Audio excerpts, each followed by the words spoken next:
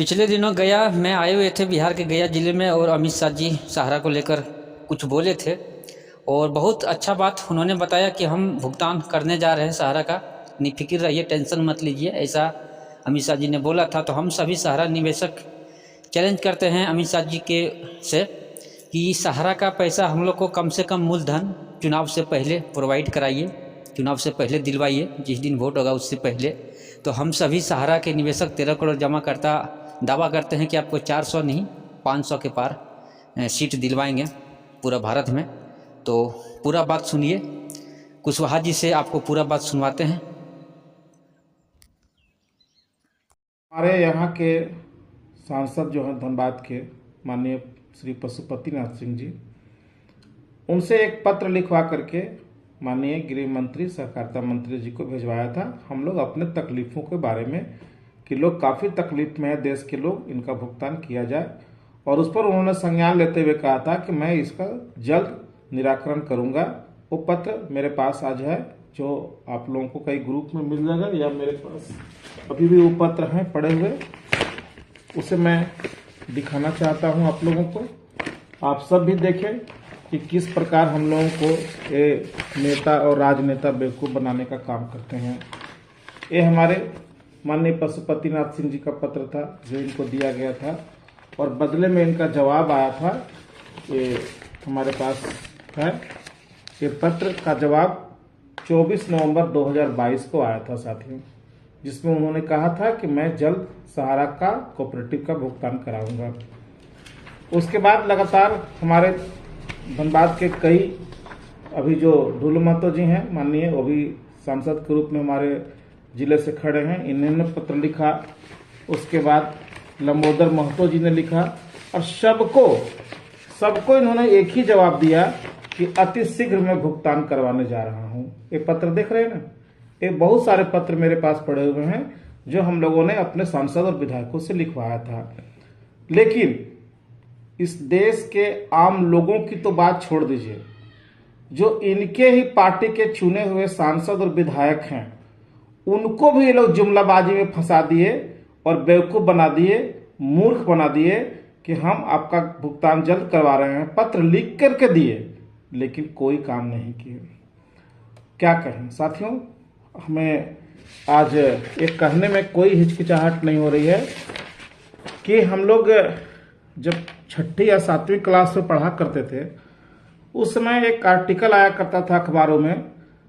उस समय ना टीवी था और ना मोबाइल था, अखबार का जमाना था। उस समय एक आर्टिकल आया था जो आज भी जेहन में है कि हिंदुस्तान जो है सांपों और सपेरों का देश है। मतलब सांप हो गए हम लोग, यहाँ की आम जनता, और सपेरा हो गए हमारे देश के नेता, राजनेता, मंत्री, सांसद और विधायक।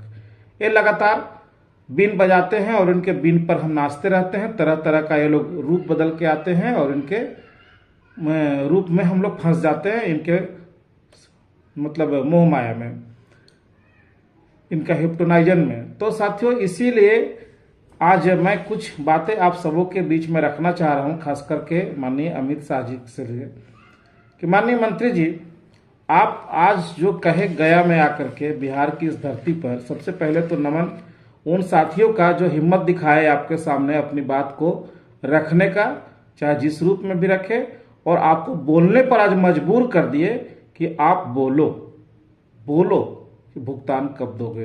क्योंकि आपने पिछले बार भी जो बोला था उत्तराखंड की पावन धरती से कि मैं बहुत जल्द सूद समेत लोगों का भुगतान करवाने जा रहा हूं, उसके बाद आपने बोलना ही बंद कर दिया। 1-2 बार बोला भी तो केवल जुमलेबाजी वाली बात ही बोला। आपने आज कई तरह का जुमला बिहार के लोगों को या बिहार के पावन धरती से देश के लोगों को देने का काम किया। सहारा पीड़ित लोगों का जो तकलीफ है, जो जख्म है, उसको और कुरेदने का काम किया माननीय अमित शाह जी। कैसे? अभी कुछ दिन पहले हमारे देश के माननीय प्रधानमंत्री मोदी जी कह गए एक चुनावी सभा में कि 17,000 करोड़ रुपया जो ईडी के द्वारा, सीबीआई के द्वारा जो जब्त किया गया है, वो इस देश के लोग जो बैंकिंग प्रणाली में फंसे हुए हैं, स्कैम में फंसे हुए हैं, उनके बीच में बांटा जाएगा। उनका डाटा था 17,000 करोड़ रुपए का, और आज आपने कह दिया बिहार की धरती से कि 12 लाख करोड़ रुपया जो जब्त किया गया है उससे हम लोग देने जा रहे हैं। तो माननीय नरेंद्र मोदी जी सही कह रहे हैं, 17,000 करोड़ और 12 लाख करोड़ तो बहुत ज्यादा का डाटा का अंतर है। माननीय मंत्री जी, आप जैसे लोग अगर डाटा में इतना ज्यादा अंतर अगर बताएंगे तो फिर हम लोगों को हंसी तो आएगी ही कि या तो आप लोग होमवर्क ठीक से नहीं करते, या आपस में आप लोगों का तालमेल नहीं है, या लोगों के बीच में कुछ भी जुमला फेंक करके चल देना है। तो थोड़ा डाटा को पहले ठीक करें। दूसरी चीज कि आप कहते हैं कि जो लोग गलत किए हैं उनको हम जेल में डालेंगे, उनको हम सजा देंगे। किसने रोका? आप तो इस देश के सबसे बड़े पद पर बैठे हुए हैं, जहां एडमिनिस्ट्रेशन विभाग पूरा देश का आपके हाथ में है और कोऑपरेटिव मंत्रालय भी आपके हाथ में है।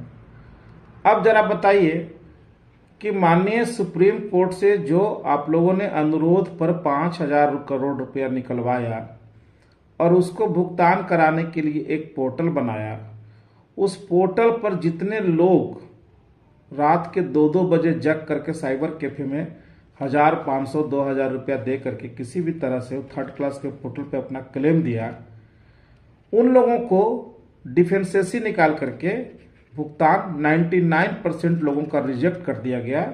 जबकि आपके द्वारा कोऑपरेटिव मंत्रालय के सभागार में 112 लोगों का भुगतान किया गया था, उसका आपने कहीं वेरिफिकेशन किया था क्या?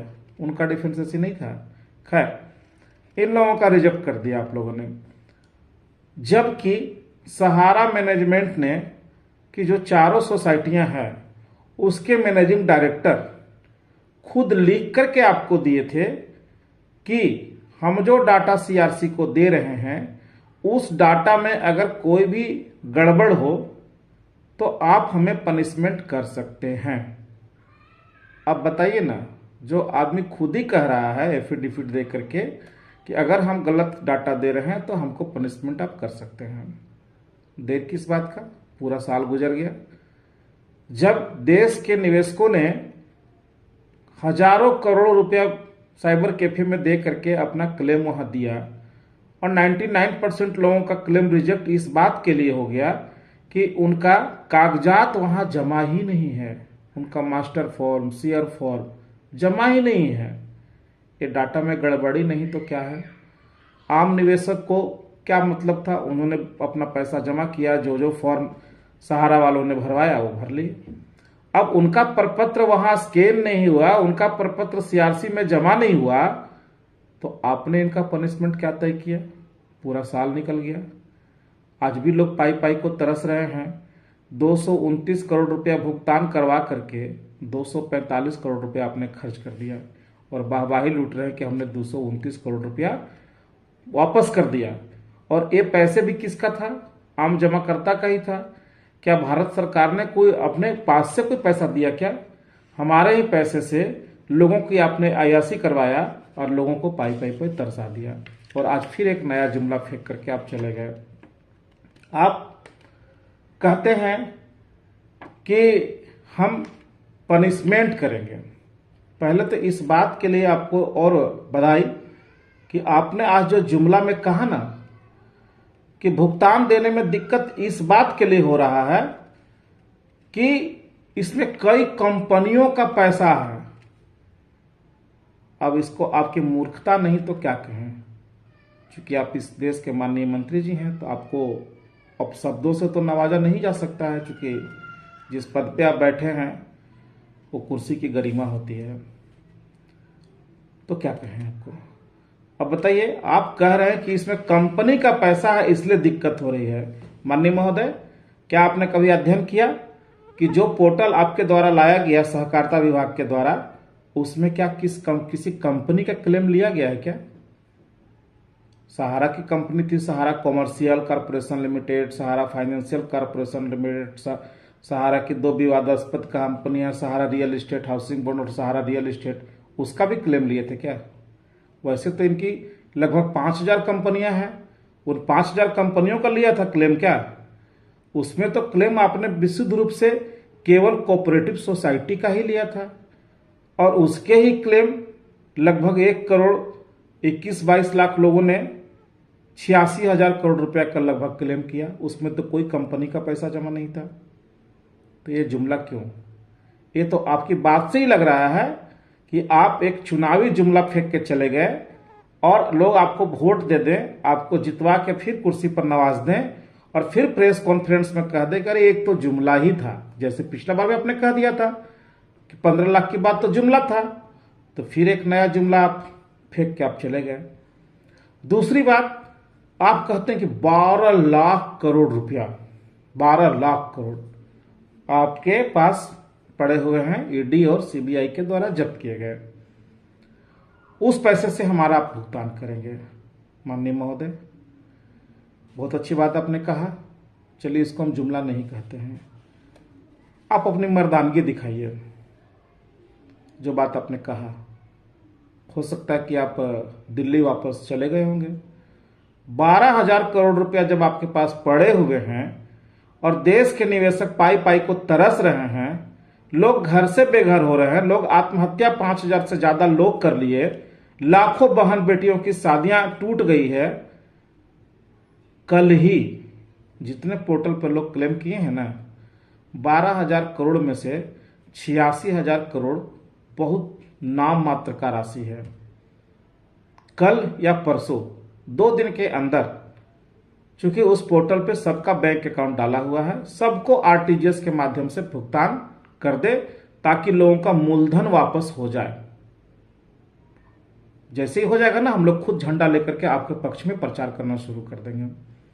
उसके बाद जब ब्याज की बात आएगी तो आप फिर से एक बार डिफेंसेसी डाल देना कि अब ये डिफेंसेसी क्लियर होगा ना तो ही ब्याज दूंगा। चूंकि आपके पास तो 12 लाख करोड़ रुपया है और 86,000 करोड़ रुपया का अगर हम ब्याज समेत अगर बात करें तो मैक्सिमम कितना होगा? 2.5 लाख करोड़ रुपया, 3 लाख करोड़ रुपया, इससे ज्यादा तो होगा नहीं।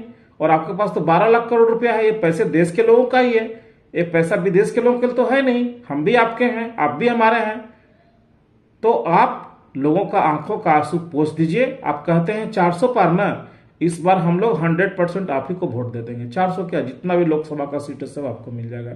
हम लोग खुद 13 करोड़ लोग सड़कों पर निकल जाएंगे आपका प्रचार प्रसार करने के लिए। आपकी सारी गलतियां माफ कर दीजिए कम, चूंकि आपके पास 12,000 करोड़ रुपया है। आपने बिहार की धरती से आज कहा है। अगर आपने कुंभा है तो आप 2 दिन के अंदर सबका प्रिंसिपल अमाउंट वापस कर दीजिए।